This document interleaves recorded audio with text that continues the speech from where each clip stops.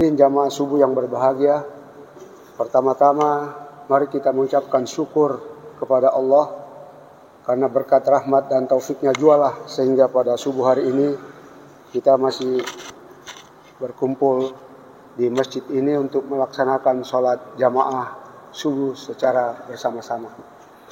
Tak lupa pula kita aturkan salawat dan taslim kepada junjungan kita Rasulullah Muhammad sallallahu alaihi wasallam, Nabi rahmatan lil alamin, Nabi yang diutus ke dunia ini untuk menyempurnakan akhlak dan budi pekerti seluruh umat manusia. Hadirin jamaah subuh yang berbahagia, beberapa hari yang lalu dihubungi oleh panitia untuk sedikit memberikan masukan-masukan dalam perjalanan ke Inggris di Manchester United. Jadi saya dengan istri berangkat ke sana tanggal 29 Desember dan tiba kembali di sini tanggal 20 Januari minggu yang lalu. Beberapa hal yang saya lihat setelah berada terutama di Manchester. Di Manchester itu Islam mulai berkembang. Islam di sana dibawa oleh pedagang dari Arab pada abad ke-18. Setelah dibawa oleh pedagang Arab, Islam di sana membuat satu komplotan, satu komunitas Islam. Kemudian lama-kelamaan membangun masjid di Manchester. Lalu dia buat pasar sendiri, buat toko, buat pasar untuk mereka sendiri. Kemudian dia menjual makanan halal. Dan pada tahun 1936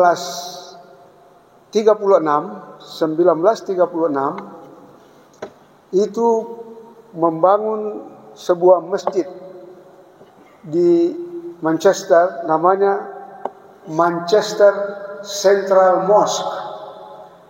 Minggu lalu saya sempat Jumat di situ dan penghuninya yang hadir rata-rata orang dari IBP, dari India, Bangladesh, Pakistan. Orang di sana bilang IBP. Ya, itu kebanyakan yang ada dalam masjid. Yang ingin saya nanti komentar dengan Pak Imam, pada umumnya baik itu sholat maghrib, sholat isya, lohor atau asar, apalagi subuh, umumnya itu tahiyat kalau kita di sini tahiyat 2 rakaat untuk naik ke 3 rakaat. Itu sujud Isya 7.15. Dari tempat saya, apartemen saya menuju ke masjid yang terdekat itu kalau santai jalan 18 menit. Kalau buru-buru 15 menit jalan kaki. Dan setelah sholat seperti ini di tempat yang kami hari-hari itu, sesudah orang sholat langsung dikunci masjid. Tidak ada orang tinggal lagi. Saya kadang-kadang mau tinggal cerita juga tidak ada. Jadi mereka yang datang sholat subuh di situ, yang jauh itu rumahnya mungkin dia pakai kendaraan datang, pakai mobil datang. Kalau saya setiap saat ya, jalan kaki ke situ. Kenapa saya beritahu sama mantu saya, dia bilang kenapa harus jalan kaki setiap saat mau pergi ke masjid, baru salju, dingin, -2, -3 derajat. Saya bilang tidak apa-apa, karena saya teringat ceritanya Syaban. Mungkin kita semua pernah dengar ceritanya Syaban.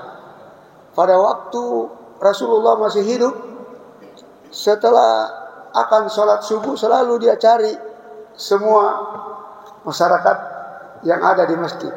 Suatu waktu Sya'ban tidak hadir, Nabi cari, adakah yang lihat Sya'ban? Bilang tidak ada. Ada yang tahu rumahnya? Tidak ada juga. Kalau begitu kita tunggu-tunggu saja dulu sebentar. Setelah menunggu belum juga datang, maka Nabi bilang kita sholat subuh dulu. Setelah sholat subuh, Nabi cari lagi, tidak ada, tidak hadir sholat subuh. Nabi bilang kalau begitu kita pergi cari di mana dia tinggal. Kebetulan ditanya, jamaah ada ndak yang tahu rumahnya Sya'ban? Kebetulan ada yang bilang, saya tahu. Rumahnya Sya'ban dari rumah ke masjid itu kalau jalan kaki 3 jam. 3 jam jalan kaki. Dan setiap saat dia datang ke masjid Sya'ban. Ternyata Rasulullah pergi di situ. Habis sholat subuh pergi di sana. Nanti waktu duha tiba di sana. Kira-kira orang perkirakan tuh perjalanannya 3 jam baru sampai di rumah itu. Nah, waktu Nabi tiba di rumah itu, Nabi mengucapkan salam, tidak ada jawaban. 2 kali tidak ada jawaban. 3 kali baru ada keluar perempuan memberikan jawaban, lalu meneteskan air mata. Nabi bertanya, di sinikah rumahnya Sya'ban? Dijawab oleh ibu itu bahwa iya, rumahnya Sya'ban di sini. Boleh ketemu beliau? Istrinya bilang meninggal dunia. Meninggal dunia. Oh, Nabi bilang, oh dia tidak ke masjid karena meninggal dunia. Ceritakan sama mantu saya, kenapa seperti itu saya pergi ke masjid. Walaupun karena saya mau tahu keadaannya juga di sana dengan musim dingin seperti itu. Akhirnya di hari Jumat diantar saya pergi ke Manchester. Padahal sedikit jauh perjalanan dari rumah ke sana untuk sholat di masjid Manchester itu. Di Masjid Raya Manchester Center Mosque itu luar biasa, dia punya karpet. Mungkin karpet-karpetnya itu sama dengan masjid-masjid di Nabawi atau masjid di negara-negara Arab. Mungkin kiriman dari sana, sumbangan dari sana mungkin. Karena begitu mewah, lux sekali. Dan umumnya kita lihat orang-orang Arab, India, Pakistan, Bangladesh, Afghanistan, umumnya orang-orang itu yang memenuhi masjid. 1-2 orang dari Malaysia. Kalau waktu ke sana saya tidak temukan ada orang Indonesia. Itu di masjid itu. Dan saya juga tidak lihat, cuma kabar bahwa di Manchester itu akan dibangun sebuah masjid mulai 3 tahun lalu, masjid agung yang kira-kira bisa menampung 1 juta penduduk, 1 juta masyarakat. Dan mungkin itulah nanti yang terbesar di Eropa. Mudah-mudahan itu bisa. Dan setelah kita sholat Jumat, itu banyak penjual Pak.